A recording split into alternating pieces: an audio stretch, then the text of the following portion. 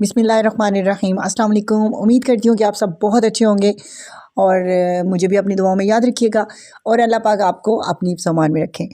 आज की जो वीडियो है बहुत इन्फॉर्मेटिव है। हरूफ तहजी हम सबक नंबर 8 कर रहे हैं और आपने हरूफ तहजी सबक नंबर 8 एंड तक देखनी है।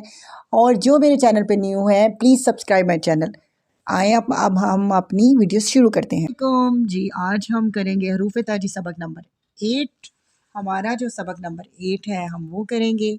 ठीक है जी, तो हमारा लेसन स्टार्ट करते हैं हम। लाम फर्स्ट हमारा हरफ है लाम। फर्स्ट स्टेप है जी, आपने क्या करना है जी, लाम को ऐसे ही मैंने जैसे आपको बताया कि बच्चे को आपने 4 लाइंस में लाम करवाना है। ठीक है, 4 लाइंस में आपका लाम होगा।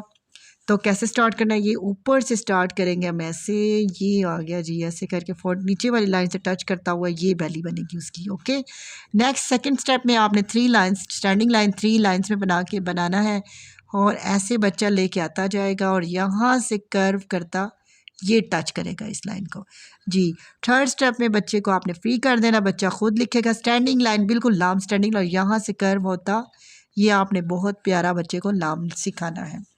नेक्स्ट आ गया हमारा मीम। ओके जी, डन हो गया हमारा लाम। नेक्स्ट हमारा है जी मीम। मीम भी बहुत इजी है, आप ऐसे करें, ये देखिए मैंने डॉट लगाए हुए। स्टार्ट करना है यहाँ से, ऐसे ट्रायंगल टाइप बनाना है। हमने सबसे पहले बच्चे को इस तरह सिखाएंगे, उसके बाद मीम की जो रियल शेप है वो बच्चे को हम सिखाएंगे। ये यहाँ से ऐसे आपने कर्व लेके आना है, बच्चा ऐसे ही बनाएगा सबसे पहले। फिर जब बच्चे को आप सेकेंड स्टेप में समझाएंगी तो ऐसे लेके फिर आपने यूं करना है और यहाँ से ऐसे। फिर जब बच्चा कर लेगा फिर छोटी सी कर्व कराए ऐसे करके, फिर यहाँ से ऐसे, और देखें रियल शेप आ जाएगी मीम की। इस तरह आप बच्चे को सिखाते जाएंगे। पहले बच्चा ऐसे लिखेगा, फिर उसके बाद इस तरह लिखेगा, फिर वो रियल वाली शेप आ जाएगी। नेक्स्ट हमारा है जी नून।